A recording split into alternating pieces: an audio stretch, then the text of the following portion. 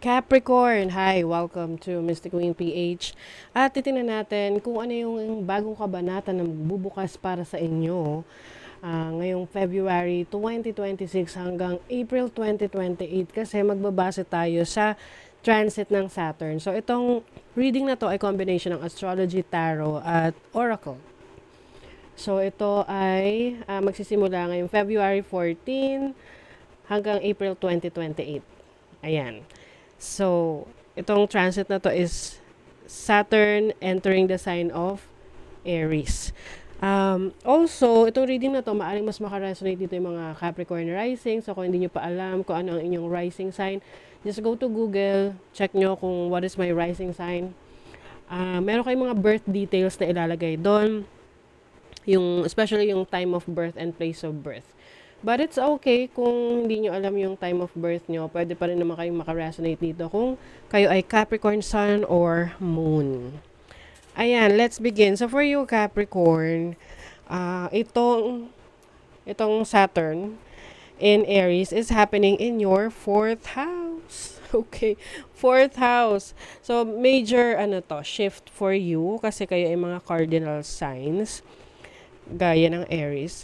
So, sa home life nyo to, sa family life, you may experience some challenging situation sa family dynamics mo na pwedeng, some issues with your father o kaya with your mother or yung living condition. So, some of you pwedeng merong chance na kayo ay makapaglipat ng bahay, no? Pwedeng kayo lilipat ng bahay or lilipat ng trabaho, no? For some of you kasi meron din tong opposing aspect sa 10th house nyo of your career.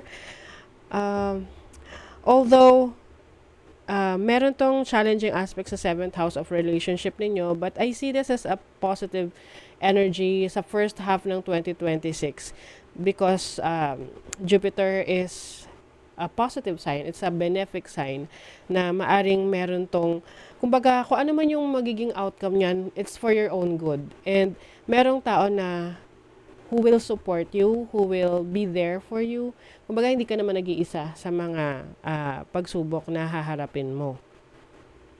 And then also, meron ka ring yung iba sa inyo pwedeng magkakaroon kayo ng trabaho sa bahay. Oo, pwedeng kayo ay, from corporate job to home-based job.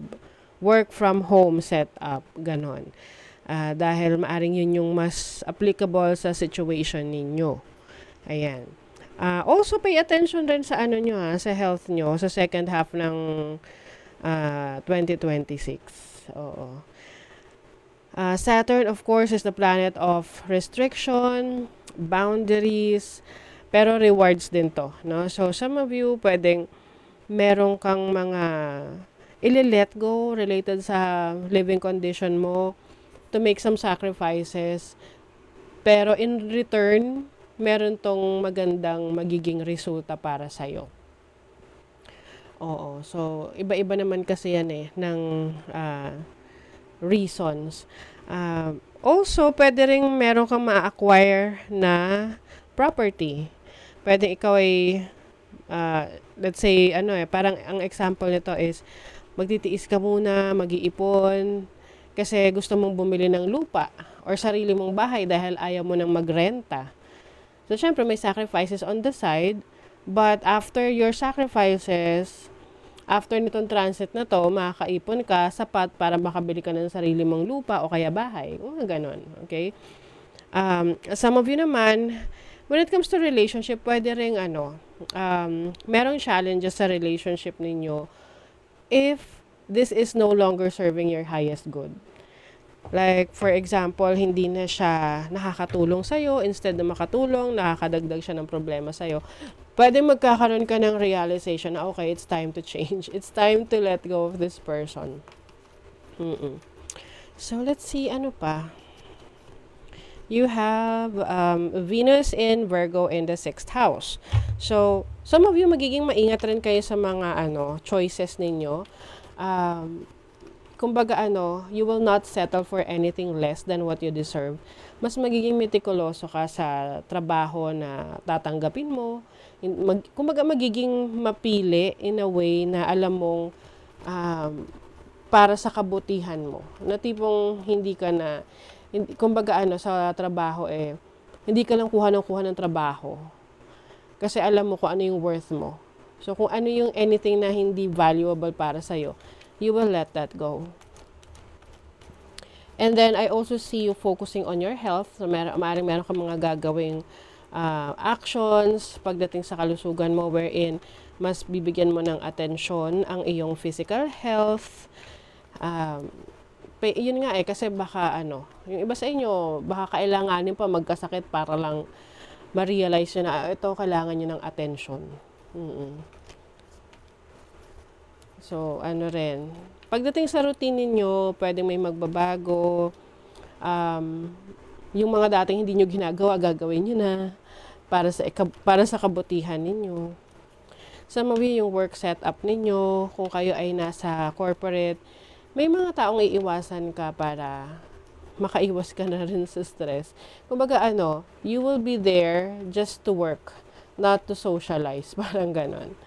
Okay, let's see what else. You have moon in all. Puro Virgo energy to. So, some of you might obsess about plants. Oo, kung mahilig ka sa halaman or maaring sa transit na to, biglang mahihilig ka sa halaman tapos mag-decorate ka sa bahay, maglalagay ka ng mga halaman sa bahay because you realize na maganda yung epekto ng halaman na yan sa buhay mo, sa katawan mo. Some of you naman can be sa pets. Pwedeng kayo ay kukuha ng pets. Kahit anong pet. Aso, pusa, isda, ganon. Because you feel like, you are responsible enough to take care of pets. Oo. Mas magiging organized ka kasi. Itong na to. Maaring mas magre-release ka ng mga mga hindi na kailangan. Magde-declutter ka. Oo. Some of you mamumuhay kayo ng minimalist. Oo, yung konti lang yung gamit sa bahay pero alam mo lahat yun functional. You have Mars in Gemini in the 3rd house.